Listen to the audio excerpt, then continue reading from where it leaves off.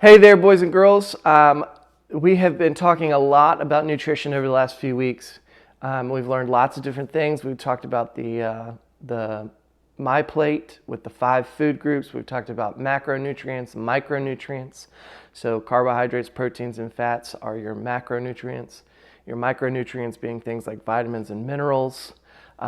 We have talked about calories and how that is energy from the food that we eat, and how we bring in energy by the food that we eat, and then as we move, that is energy out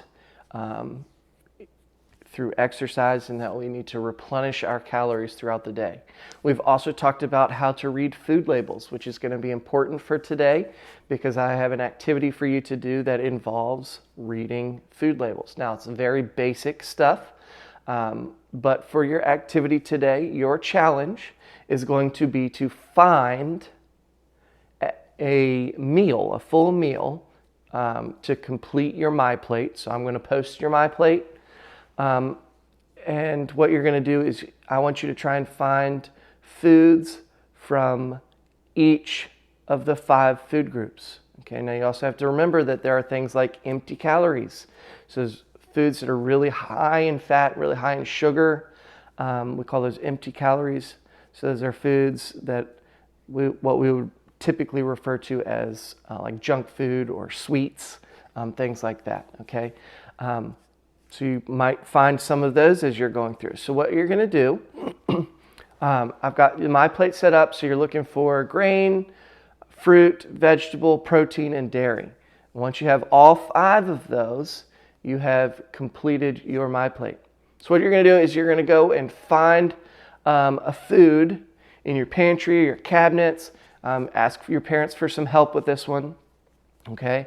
And so you're going to go find your food. You're going to bring it back to where you're working, and you're going to find the food label. So I've got these oats, and I'm going to look at the food label, okay? I know oats are a type of grain, okay? So I would put this in my grain section of my food plate. But what I'm going to do is I'm going to look at how many calories are in this, okay? And if you look here, and it's probably going to show up backwards for you because of the camera angle, but calories right here, it's usually really big up near the top, and there are 150 calories in a serving, okay? Now, you're going to have an exercise. Depending on what food group this falls in, depends on the exercise you're going to do. For example, for grains, your exercise is going to be a jumping jack, okay? So I'm going to look at the number of calories. It says 150 calories. You're going to do 1 jumping jack for every 10 calories. So if you're doing this math with me, 150 calories would be 15 sets of 10. 15 times 10 would be 150. So I'm going to complete 15 jumping jacks. Okay, and I'm going to set this aside, and I'm going to go get another food. Okay, so maybe I'll run to the pantry, and I got these oatmeal cream pies. These are some of Mr. Campbell's favorites. Okay, these are going to fall under empty calories because they don't necessarily fall into one of the food groups. They're higher in sugar. Okay, so does this go on my Plate? No, it's going to go off to the side and I'll have to try again. But guess what? We still have to do an exercise for our empty calories. Okay, so I'm going to look down here at my calories and look at this. This 1 serving, which is one of these oatmeal cream pies, is 170 calories. But remember, I said that this is an empty calorie, so your exercise is going to be a burpee, okay? And I'll have a little graphic that shows you how to do that for those that might not know. But remember, it's 1 burpee for every 10 calories. So 170 is going to be 17 burpees, okay?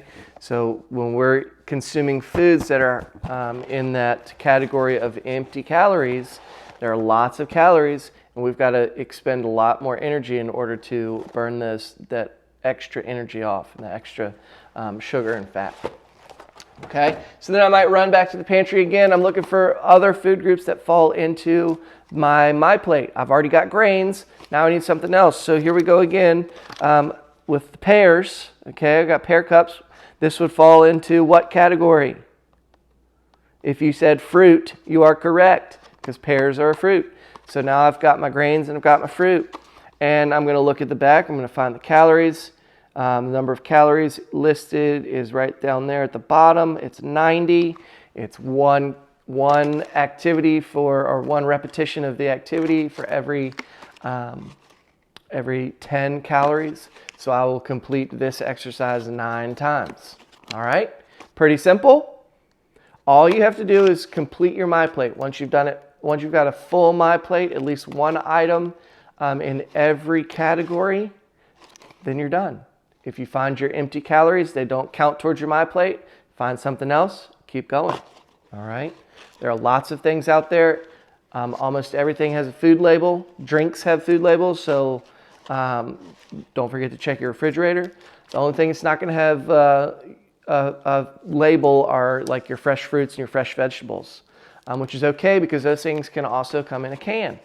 And if you find your fresh fruit and your fresh vegetables, and you want to use those, that's great, but you have to do a little research, okay? You got to get on Google or find it in a book somewhere. If you have a health book or a nutrition book, probably not, but get online, figure out how many calories in a serving of watermelon, okay, if that's what you've got. All right, I hope you have fun with that, boys and girls. I've got another activity following up after the next screen. So on the next screen, I'm going to give you your exercises for each food group, okay? And I'm going to give you a little example of how to complete each of those activities. So have fun with that, complete your plate, and then go enjoy another follow-up activity to get you up and moving. All right, have fun.